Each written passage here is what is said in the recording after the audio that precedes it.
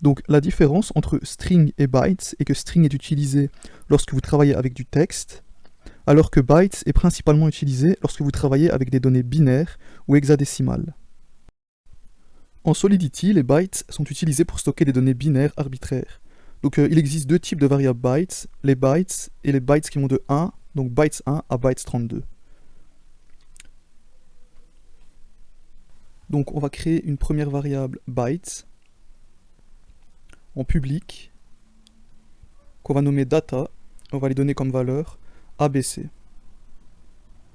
Donc bytes est un tableau dynamique qui peut contenir un nombre arbitraire de bytes. Alors que bytes 1 à bytes 32 sont des tableaux de bits de longueur fixe. Le nombre indique la longueur du tableau. Donc par exemple, bytes 1 peut contenir 1 byte, bytes 2, 2 bytes, etc. Donc on va créer une deuxième variable bytes 1 en public qu'on va nommer B1 qui aura comme valeur A. Et on va créer une troisième variable, on va copier-coller, qu'on va nommer B2, donc un bytes 2, B2, et qui aura comme valeur AB. Donc les bytes ont des méthodes pour obtenir la longueur et accéder à des éléments spécifiques. Donc si on peut récupérer la longueur de data donc en créant une variable uint length qui est égale à data.length. Donc cette uint devrait nous retourner comme valeur 3.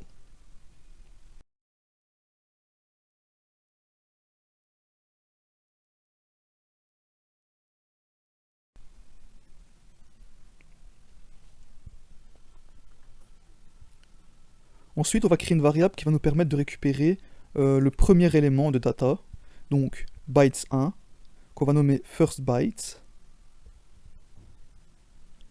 et qui sera égal à data.0. Donc il devrait logiquement nous retourner A. Par contre, comme on est en bytes, on récupérera une valeur en hexadécimale.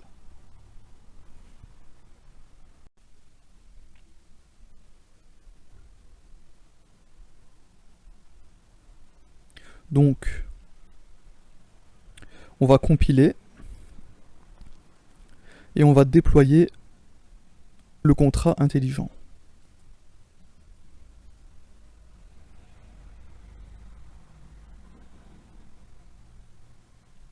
On va vérifier les variables et on va se rendre compte que length et first byte n'apparaissent pas. C'est tout à fait normal. C'est parce qu'en fait on doit les mettre en public. Donc on verra ça dans les prochaines vidéos. On parlera de public, private, etc. Donc voilà, donc on va les mettre en public. On va devoir recompiler le contrat intelligent et de nouveau le déployer. Voilà. Donc maintenant on va vérifier les variables et on va voir que B1 vaudra 61, 0x61, donc 0x c'est parce qu'on est en Solidity, mais donc 61 en hexadécimal vaut A. B2 vaudra 61, 62, donc AB, 61 vaut A, 62 vaut B.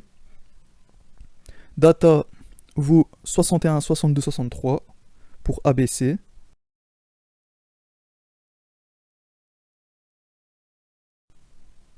First byte vaut 61, donc c'est bon, on a bien récupéré le premier élément de data qui est A.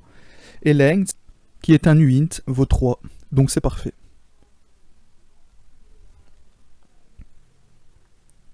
Donc ce qu'il faut savoir, c'est qu'il faut utiliser bytes quand vous savez que la taille des données sera toujours dans une certaine plage.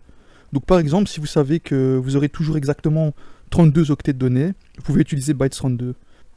Donc ça permettra d'économiser du gaz par rapport à un byte dynamique.